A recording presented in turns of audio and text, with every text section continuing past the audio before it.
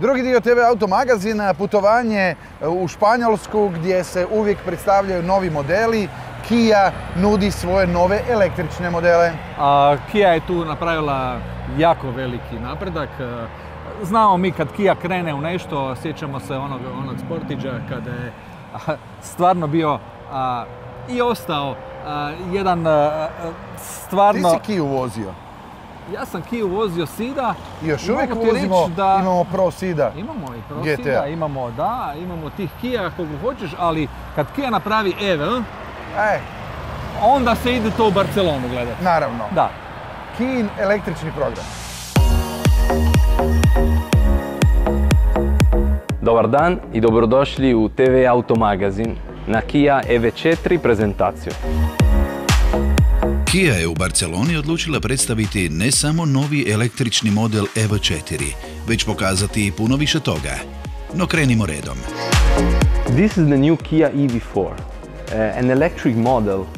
Ovo je nova Kia EV4, električni model temeljen na EGMP namjenskoj 400-voltnoj platformi. Kia ovdje želi ići dalje od tradicionalnih SUV-ova i crossovera, pokušavajući također ciljati na nove, drugačije kupce koji žele tradicionalni automobil, niži, s nižim položajem za vožnju, nižim težištem, tako da je još privlačniji i dinamičniji za vožnju. Ono što Kia radi s modelom EV4 jest lansirati ga s dva različita oblika karoserije. Ovaj koji možete vidjeti ovdje je limuzina s 4 vrata i prodavat će se u mnogim regijama u cijelom svijetu.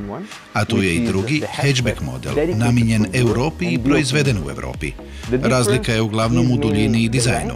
Ovaj model je dug 4 metra i 73 centimetra i ima ovu vijugavu liniju krova. To je ono što mi zovemo inovativna nova vrsta električne limuzine, jer je vrlo osebujna. Drugi model je prilagođen europskim kupcima. Ovo je hatchback verzija, verzija s 5 vrata. Namijenjena je Europi. Ovaj će se automobil proizvoditi u Žilini, u Slovačkoj, u našoj tvornici u Europi i samo će se tamo proizvoditi, a prodavat će se samo u Europi. Tako da je ovaj model namijenjen europskim kupcima. Razlog tome je što je ovaj automobil nešto niži od ostalih, kraći je 30 cm, ima drugačiji oblik linije krova i C stupa, kao što vidite. Ono što možemo primijetiti od prednjeg stakla do C stupa je da smo željeli ovom automobilu dati vrlo dinamičan izgled.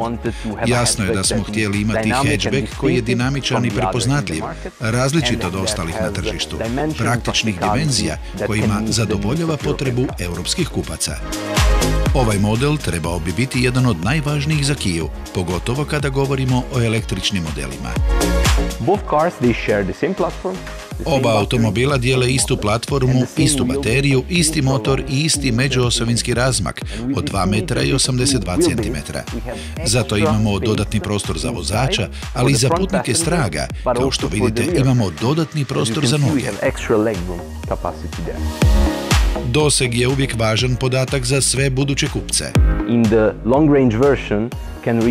Verzija dugog dometa može prijeći do 630 km, čime je umanjen onaj strah ljudi hoće li doći do cilja. Ovdje također imamo brzo punjenje. Verzija kratkog dometa puni od 10 do 80% u 29 minuta, a verzija dugog dometa puni se od 10 do 80% za 31 minutu. Kia EV4 dolazi u drugoj polovici 2025. otprilike u trećem kvartalu 2025. I obje verzije, limuzina i hatchback, bit će dostupne u Europi.